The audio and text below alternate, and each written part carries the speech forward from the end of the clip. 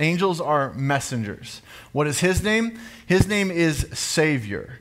So it's a big deal. It's a bigger deal. And it says this is an exact representation of his being. What is exact representation? If you go into the Greek word for exact representation is character.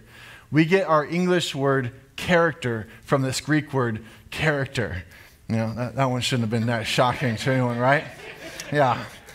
But in their day, what they would do with it is it would describe an instrument of engraving or carving.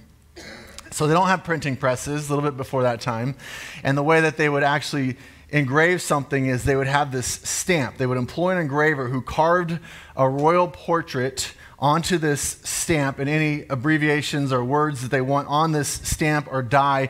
It was a hard metal, and they would use this stamp to then push onto this exact impression onto their coins, whatever they wanted as kind of an exact impression of their king or whatever. Whatever they want to do, that's the way they would do it. So using this word, they're saying it's an exact impression of the king, God. You're seeing an exact impression in Jesus of God. Later on, the word character is used for their language and their words and their letters. Later on, it's used for the character that's inside of you. And it basically says you're seeing the character of someone when the exact impression of someone else is in their life. So take all that back and go, when we see Jesus, when we're looking at Jesus, we're seeing an exact impression of God. And if you're ever feeling like God is too far away, I don't quite understand it, I'm praying and it's just bouncing off the roof, or I'm reading the Bible, I don't understand, I don't know how to move forward,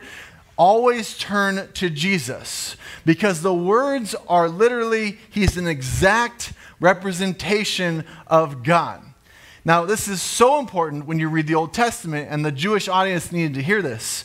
Whenever you're reading the Old Testament, if you're not reading Jesus into it, you're missing it. You're missing the key point of every chapter, every story, every book, because he is in all of it, and he's representing God. And then when you go to the future and what you're supposed to do in your life and how it's all going to end, again, Jesus has to be in it, because that's the exact impression of God as you move forward.